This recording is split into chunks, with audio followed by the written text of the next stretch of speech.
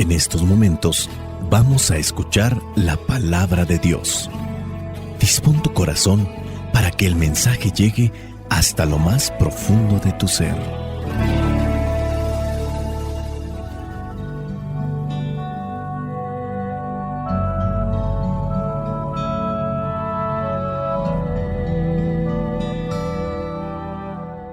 El Evangelio que la Iglesia nos presenta para el día de hoy corresponde a Marcos, capítulo 6, versículos del 1 al 6. Dice así: Jesús se fue de allí a su propia tierra, y sus discípulos fueron con él. Cuando llegó el sábado comenzó a enseñar en la sinagoga, y muchos oyeron a Jesús y se preguntaron admirados: ¿dónde aprendió tantas cosas? ¿De dónde ha sacado esa sabiduría y los milagros que hace? ¿No es el carpintero, el hijo de María, hermano de Santiago, José, Judas y Simón? ¿Y no viven sus hermanas también aquí entre nosotros? Y no tenían fe en él. Pero Jesús les dijo: en todas partes se honra a un profeta, menos en su propia tierra, entre sus parientes y en su propia casa. No pudo hacer allí ningún milagro, aparte de poner las manos sobre unos pocos enfermos y sanarlos. Y estaba asombrado porque aquella gente no creía en él. Palabra de Dios. Te alabamos, Señor. Señor Jesucristo, nuestro divino Salvador, gracias te damos por tu infinito amor. Te escuchamos en la palabra, te recibimos y adoramos en la Eucaristía, te servimos en los hermanos.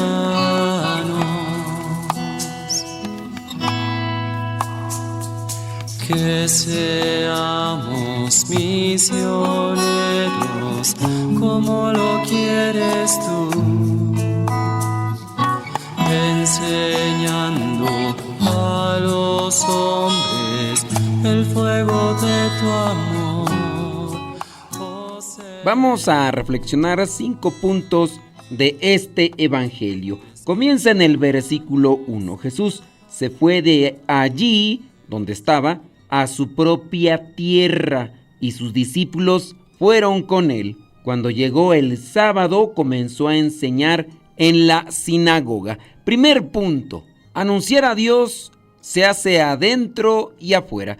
El Señor Jesús está aquí anunciando, está en una misión. Anuncia con los que están en otros pueblos, en otros lugares, y también ahora le toca anunciar entre sus paisanos y familiares. Aquí es donde entra el punto de reflexión. Cuando nosotros somos misioneros o pertenecemos a una comunidad, no solamente tenemos que anunciar el reino de Dios allá afuera, también lo tenemos que hacer con los de la familia. Dígase de aquel que es un cantante evangelizador, dígase de aquel que también es un catequista o un misionero. Adentro y afuera se debe de anunciar el reino de Dios. Y es que se ha dado en algunos casos. De repente conoces a alguien que está dentro de las cosas de Dios, pero cuando está con su familia y sus conocidos, pues como si nada, no se le nota lo evangelizado, ni tampoco evangeliza.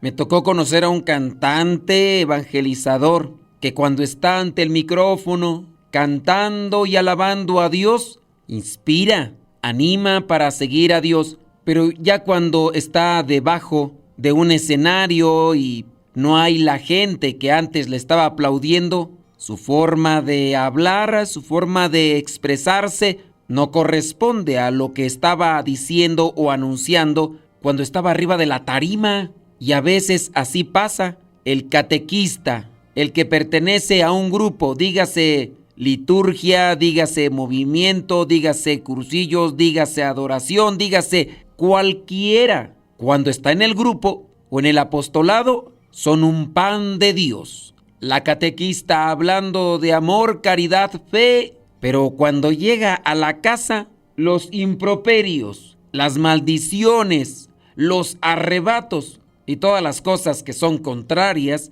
a la moral cristiana, a las virtudes, en la casa no se anuncian, no se viven y no se comparten. Nuestro Señor Jesús está anunciando el reino con los de afuera y ahora le toca regresar ahí con sus familiares y paisanos. Y el sábado, como es costumbre, va a la sinagoga. Muchos oyeron a Jesús y se preguntaban admirados, ¿dónde aprendió tantas cosas? El punto número 1, entonces, anunciar a Dios adentro y afuera. Punto número 2, cuando Jesús llega y comienzan a cuestionarse, ¿dónde aprendió tantas cosas? ¿De dónde ha sacado esa sabiduría? Y los milagros que hace, porque ya la fama había llegado. Y empiezan a hacer el cuestionamiento de su familia. ¿No es el carpintero, el hijo de María? Y ya empieza a decir después los nombres de sus parientes, que aquí son presentados como hermanos, porque en el tiempo no existían los vocablos primo, tío, sobrino, cuñada, ni tampoco nuera. Estos que se mencionan aquí como hermanos de Jesús no son en el sentido como lo entendemos ahora. Son parientes. Pero aquí es donde vamos a enclavar el punto número 2. El problema de no saber mirar a Dios en lo humano. Estas personas ya habían escuchado que Jesús hacía milagros, que Jesús hablaba de manera diferente. Ellos todavía no lo ven. Les ha llegado la noticia, pero comienzan a mirar lo humano. ¿Pues de dónde? Ni es maestro de la ley, ni pertenece a una familia de sacerdotes. Es un carpintero, como forma de desprecio. Sus hermanos, fulano, fulanita, quién sabe si a lo mejor tenían algunas actitudes o formas de ser que no corresponden a lo que podría ser considerado como una vida santa. Por eso es que incluso hacen ese tipo de comparación. Ese es también nuestro problema. Muchas veces miramos lo humano en las personas y no dejamos que Dios se manifieste, o no vemos el mensaje de Dios porque nos enfocamos más a mirar a la persona. Ahora resulta que muchachillo me va a enseñar las cosas de Dios. Ahora resulta que va a quererme corregir. Ahora resulta que que ni profesión tiene va a enseñarme las cosas de la vida. Y así también a veces entre consagrados. Que me va a enseñar, pues si yo tengo 20, 30 años como consagrado, apenas tiene 1 año, tiene 2, va saliendo del cascarón. Y no vemos el mensaje de Dios, no recibimos la enseñanza, porque comenzamos a mirar lo humano. Punto número 3. Cuando comienzan a hacer este tipo de comentarios despectivos, obviamente la gente no tiene fe en Jesús. Y en el versículo 4 dice, en todas partes se honra a un profeta, menos en su propia tierra, entre sus parientes y en su propia casa. El punto número 3 es prepararse para el rechazo cuando se busca a Dios. El Señor Jesús lo tiene presente. Existía ya en aquellos tiempos este refrán porque era una realidad. Ese es disponerse también para la no aceptación, para el rechazo. Hay que prepararse para anunciar a Dios, pero también hay que prepararse para el rechazo, que puede ser entre la propia familia y es donde más duele. Es ahí cuando nosotros nos sentimos más devastados. Todavía cuando la gente no quiere escuchar o nos hace críticas o nos rechaza, si no les conocemos no nos duele tanto, pero cuando empezamos a tener este tipo de rechazos desde la familia, es ahí cuando más duele. Uno tiene la intención de acercarse a Dios y de repente recibir este rechazo por parte de la propia familia nos hace sentir pequeños y al mismo tiempo humillados. Pero también para eso se tiene que preparar. El Señor Jesús lo tenía presente. ¿Qué hay que hacer? Enojarse, reclamar. Lo que tenemos que hacer es lo que hizo el Señor Jesús. Paciencia y dejar que Dios vaya actuando en donde lo dejen entrar. Yo creo que muchas veces hemos encontrado esos rechazos. La mamá se siente mal porque hasta los mismos hijos le reprochan sobre su forma de vivir la fe. O puede ser el papá, o puede ser uno de los hermanos, uno de los hijos dentro de la familia, como aquel caso donde un integrante, en este caso el hijo, empezó a acercarse a las cosas de Dios y después le empezaron a reprochar, a su vez a rechazar. Hay que prepararse para anunciar el reino, pero hay que prepararse también para este tipo de desplantes y tipo de rechazos. Y dice el versículo 5, no pudo hacer allí ningún milagro. Sin fe no hay posibilidad de milagros. Queremos milagros en nuestra vida. Queremos ese actuar de Dios en nuestras circunstancias naturales, porque esos son los milagros. Pues necesitamos fe. Pidamos a Dios esa fe. Nosotros hay que trabajar con la oración, con la meditación, con la reflexión de la palabra de Dios y con la vivencia de la misma. Y que a consecuencia de eso, Dios nos regale fe para que podamos ver los milagros.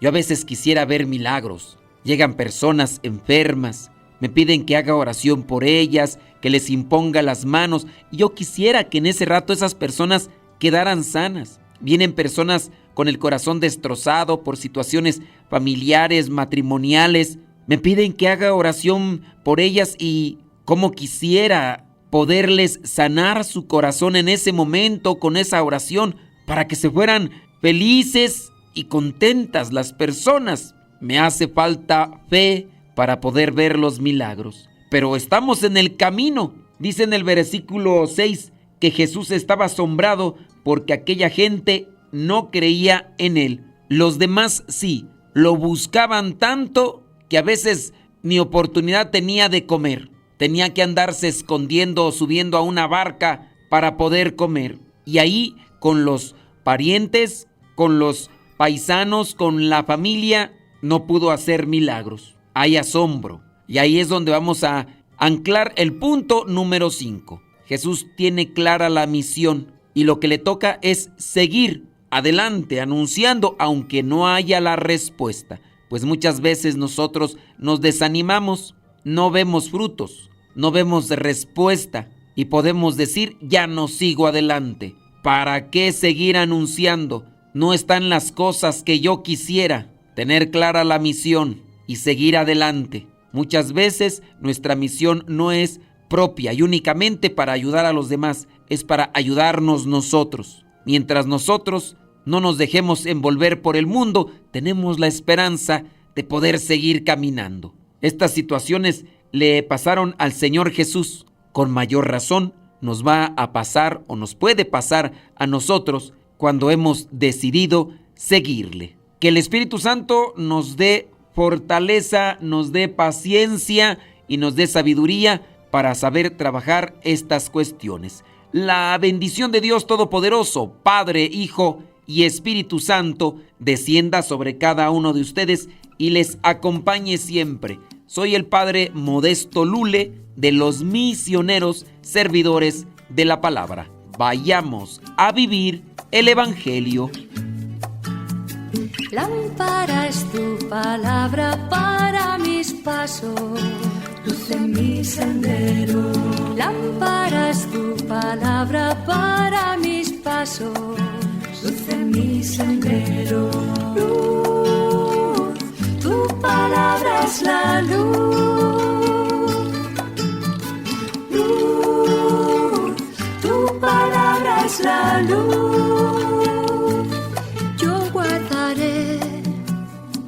Tus justos mandamientos. Señor, dame vida según tu promesa. Lámpara es tu palabra para mis pasos, luz en mi sendero.